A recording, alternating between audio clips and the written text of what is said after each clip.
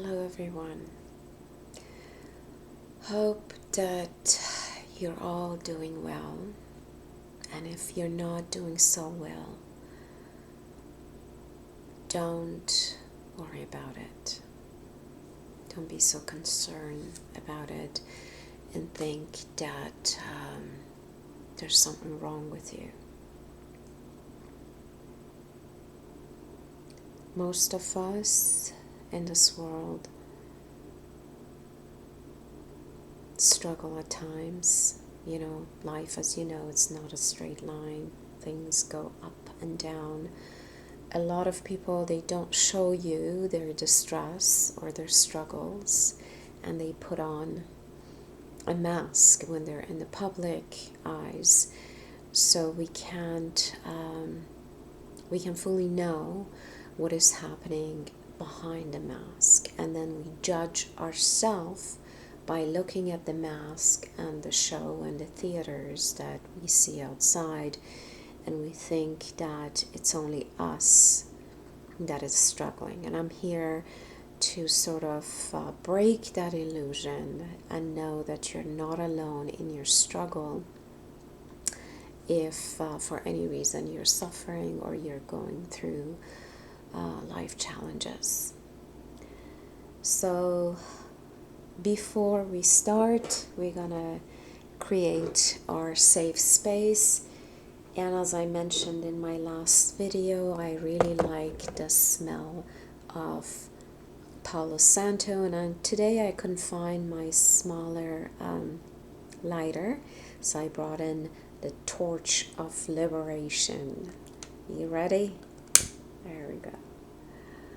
So yeah, Palo Santo for some reason really calms me down. The smell, the scent is really nice and somehow taps into a part of me, or bring a part of me back into life. I find it somehow reviving of really good aspects of me. So namaste, people. We are setting good intentions. We are bringing calm, safety, and peace into the present moment.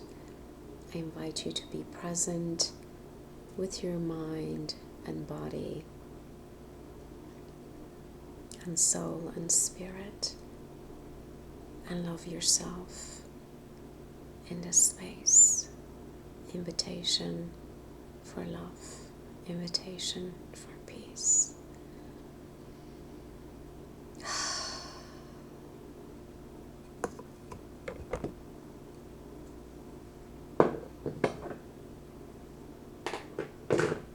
Namaste. And water, metaphor and symbol for purity, cleanliness, and washing away any discord within and around us.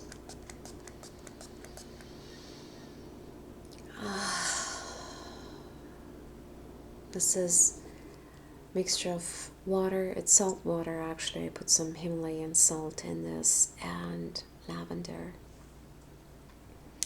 And then I tend to use a bit of my oil. As I mentioned in the last video, I make it myself. I share it with family and friends, and again, it's another way for this green oil to bring us, to revive us.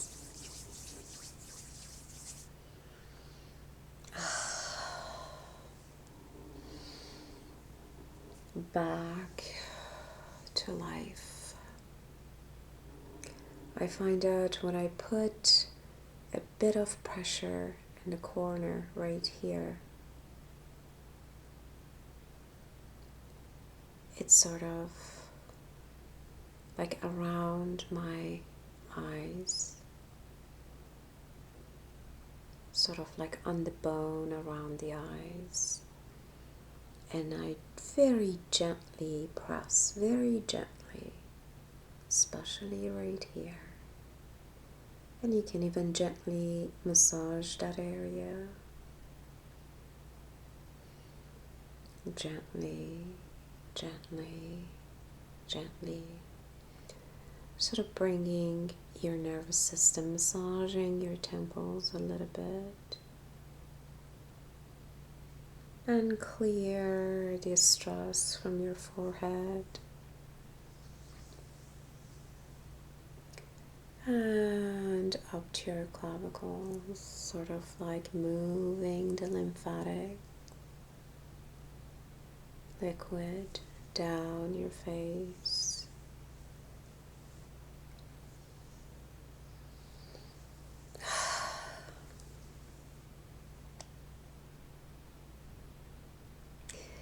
So I'm going to try to make this a shorter video than the last time. I realized my last video went up to 1 hour, so we try to make this shorter.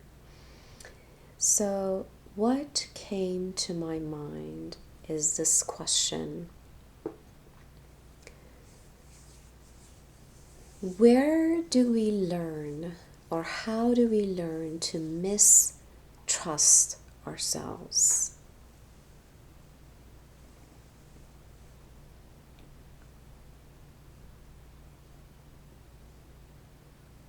in life?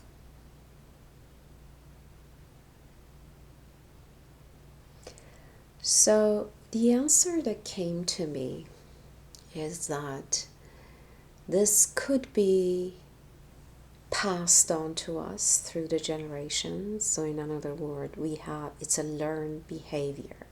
Our parents did that. They couldn't trust their own opinion. They were always second guessing themselves. They were always asking for other people's opinions, or they were always looking for outside validations. And some parents even demand outside validations from their own kids, and sometimes it's happening on an unconscious level. A lot of people bring kids into this world because they think the kid would validate their existence.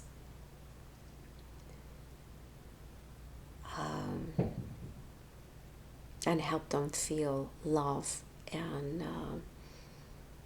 trustworthy. So we learn that behavior. So if we have been raised by insecure parents that look into the outside world to validate themselves, and they don't trust the voice within their heart, they're not so in touch with their innate value as human being. So we sort of learn that. We also learn that from the society, that how much value they put on how someone looks, how someone presents themselves, and the society sets its own value. And everybody agrees that those are the good values through the collective, in a way. So everybody, or anybody that's outside of those values, society deems as no good or not being trustworthy. So, and then the other thing is, through a lot of human interactions from our childhood, especially maybe even before the age 3, like when we went and express our opinion, how well we were heard by others, how well we were received by others. Was I fully being heard or seen in what I had to say, or was I brushed off or interrupted?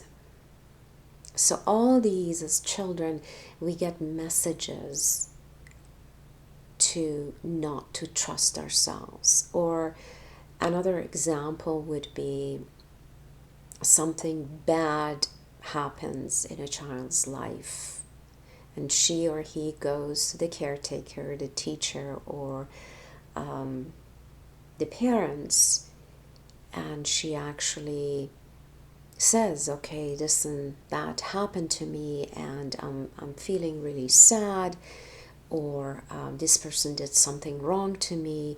And then the caregiver or the authority figure somehow goes like, oh, no, you're wrong. This person would never do that to you. Or why are you sad? There's nothing sad about this. There's nothing sad in here. So sort of like very strong invalidation of the child's feelings and emotions and experience. So then the child is being taught that what I experience is not real, what I experience is not true. I don't even have the intelligence or intuition to discern what is good or bad, because whatever I say is getting brushed off or ignored or invalidated or deemed as untrue or invalid. So, and if this is a constant environment for us to grow up, and it can even extend into the government, into the society, into our schooling system, so we learn not to trust the voice within, because that has been suppressed, cancelled out, and invalidated by the people we deemed as authority.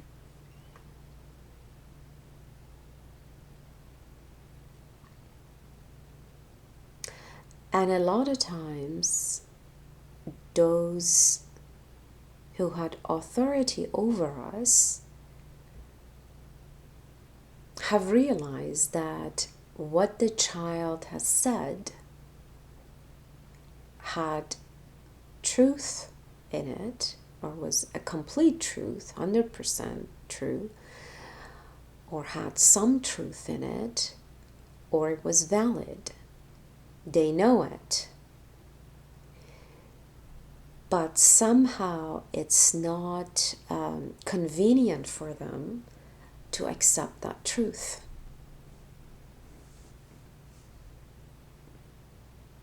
Either they don't want to deal with the situation, or they don't see confidence in themselves to deal with the situation, or the child is not worthy enough to them, for them,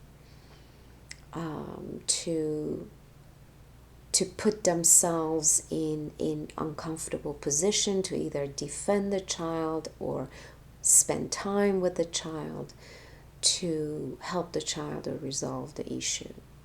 And sometimes the authority figures actually want to have control over that child. So the more you put somebody down and you invalidate them, the more control you have over that person. The less of a self-esteem somebody or a child has, the more authority and the more power the adult or the authority figure would have. So it's not convenient to actually hear the child, or hold a safe space for the child, or be there for the child, or truly listen to that child. And that has unfortunately huge impacts on children, and they carry it to their adulthood, and they always go through these confusion, and they second guess them, or they keep on asking questions what should I do? Is this true? Or even if they don't ask these questions on an external level, they keep on asking it internally. So they start ruminating in their mind. Should I do this? They would have very difficult times to make decisions because they don't trust. They are always afraid to make mistakes. They don't trust their own judgments. And so they go through life being very, very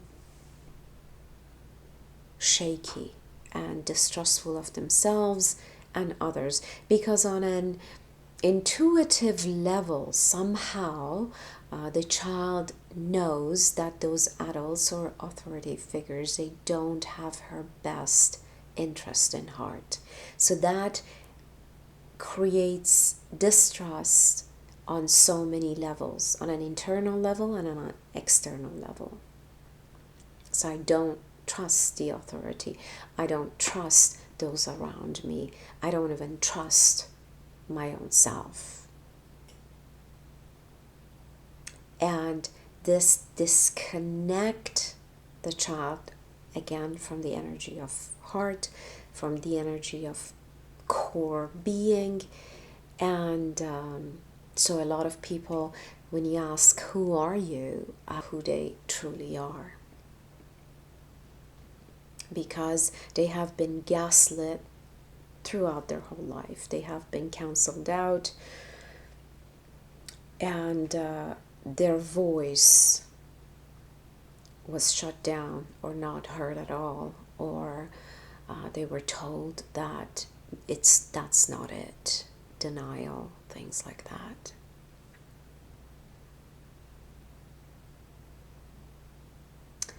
And this is way more common than we think.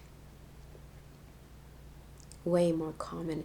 A lot of people, when they don't want to deal with something or they're scared of the truth, they just plain deny, ignore, and invalidate the voice of truth.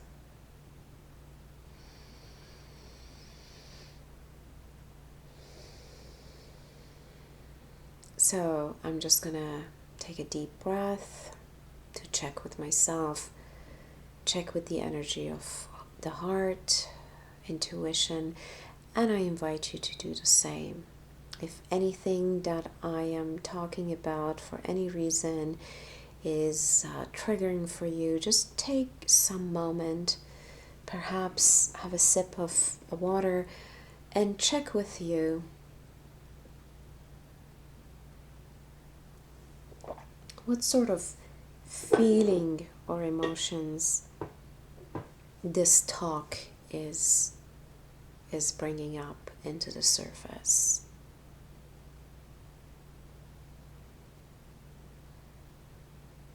Do you feel relaxed? Is your body comfortable? Or do you somehow feel angry or a sense of injustice when we talk about these things and the injustice that perhaps happened in the past to some of us? What sort of feelings they come up? Frustration, restlessness, or is like I don't want to deal with this? Because a lot of us that have not been heard or validated as children, when uncomfortable feelings, when our own emotions and feelings try to express themselves and talk to us on an intimate level and being heard, we also shut them down. It's like, no, that's not the way it is. You're not feeling sad, you're not feeling angry. Let's just watch a comedy, or let's just dance, or let's just drink, or let's just have some chocolate to feel better, because no, we don't want to go there. So just I invite you to check with yourself to see what is happening here in the within the energy of the heart. And again, I always invite you to incorporate and integrate the energy of the breath. Move that energy into your heart. Belly breathing, one hand on the heart, the other on the belly. Connecting deeply to yourself. Feeling your feelings, feeling the garment or your clothes against your skin. You can rub your hands against each other and sort of feel your skin, your hands, to realize and feel the borders of your body, to bring safety and calm, and allowing yourself to feel your feelings without any judgment. So in another word, if sadness come up, I'm not going to judge the sadness or try to push it away or suppress it or run away from it or eat it down, bury it under junk food.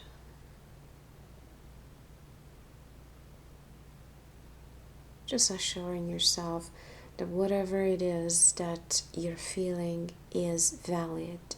You have the right to feel your feelings in the present moment, and there's absolutely nothing wrong with that.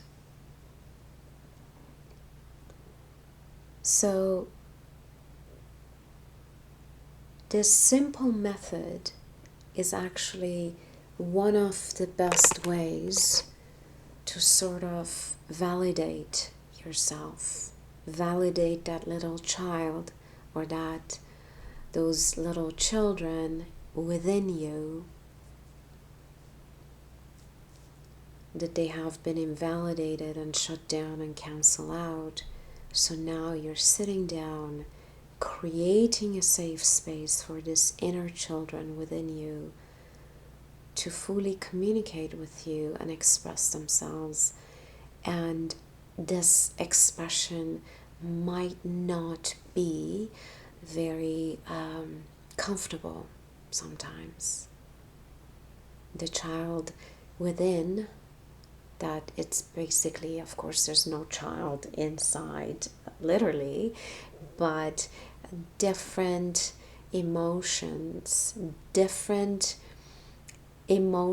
and feelings of our childhood at certain age are trapped in certain areas of our bodies if we have not processed them or if we have never fully listened to them. So by sitting and creating that safe space for these emotions of our inner children to come up, to express themselves, to wanting to be heard, to wanting to be loved, to wanting to be whatever, or even scream,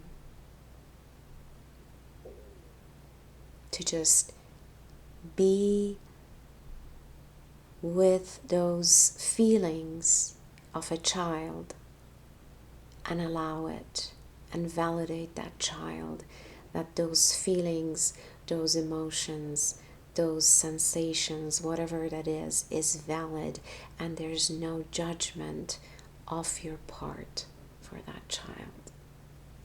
And then tap into that child through meditation and find out what is it that the child wants. And you'll be amazed, sometimes that child might even ask for a little beautiful doll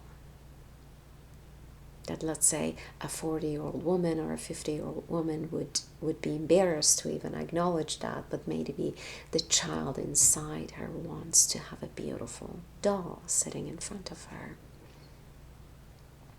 Whatever it is that the child wants, maybe it's a hug, maybe it's a loving hug, And you can certainly give yourself that loving, kind, true hug, even when there's nobody around to hug you in that way. As I think it's Peter Levine that talks about this sort of like hugging and bringing safety into the body. He says, like, put one hand, if I'm not mistaken, put one hand under one arm and the other one around the other arm, so that sort of resembles the feeling and sensations of hugging. And who's better than you hugging you? Because nobody in this world knows you better on an intimate and heart level. And when you give yourself this energy, this love, this time is really important, because we give our time to so many different things in this world. So just sitting down, creating that safe space for yourself and being with you and truthfully listening to that inner voice of you shows that you care. You're giving that time specifically to you because you matter. Now we hear all these slogans of this matter, that matters, and people participate in these protests, and they and then there's nothing wrong with that, of course. I mean, you can participate in whatever protest that you would like and express yourself in however way that you would like. But the most important thing in your life is that your inner child, your heart, that must matter the most. Because without that, nothing else can possibly matter. Without you, without your heart pulsating in a healthy manner. You know, pulsating the heart, the healthy blood all over your body, oxygenating is one of those words that I can't say. And you know what? That's okay. I give myself that permission to not be perfect. And I purposely come in front of the camera, my hair not being done, my makeup is not done. I just have a bit of lip gloss and maybe eyeliner, but that's about it. To just show you myself in a way that it's not perfect. To acknowledge that I am not perfect, and it's also an invitation for you to be perfect, and not being scared to be judged by others according to today's society, right? In today's society, there are so many different confusing values. You're supposed to be this and that and that, and it's impossible for anybody to hold all these values that they're not even yours.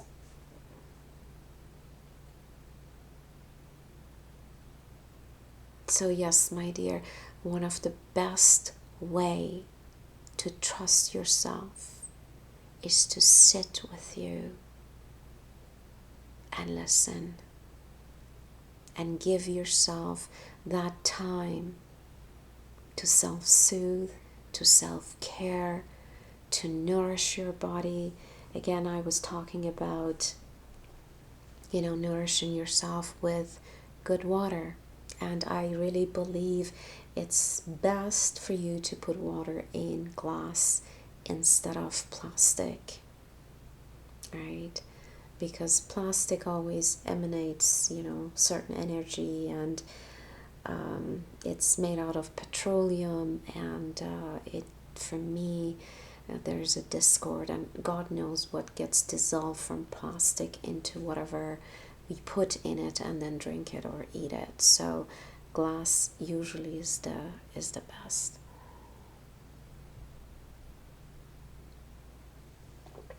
This water is blessed, of course, by myself, because I am the most important person in my life and I want the best for myself. So I am the one who's going to bless this water. And I did. And I'm going to take some time to drink this holy water blessed by me. And I give it that intention that as this water moves through my body to heal whatever needs healing, to nourish me, to hydrate me, to cleanse whatever needs cleansing within me and around me. Namaste, blessings and gratitude.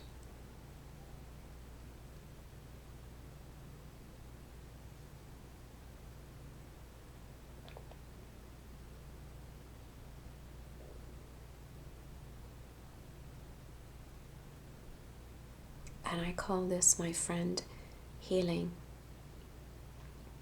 When we live with intentions, when we live within the presence, even when you're just drinking a sip of water, if you're in the present moment when we are actually sitting, that act of being present, that act of being here, connected to my body, connected to the beanbag that I'm sitting on.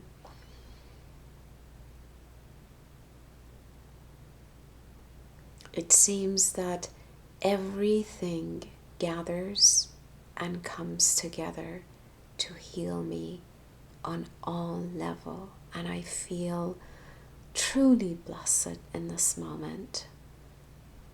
And just small little practices, they make a big difference. And at this moment, I feel that all the people that I love and they love me, they're beside me, including the people that have been passed on to different realms. Even those that I might have never known in this world, but I'm somehow connected even through my bloodline or energetically.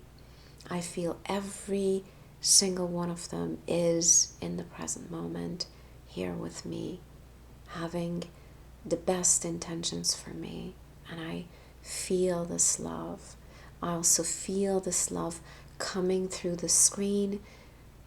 And yes, I realize I have not uploaded this video yet to YouTube, but I do sense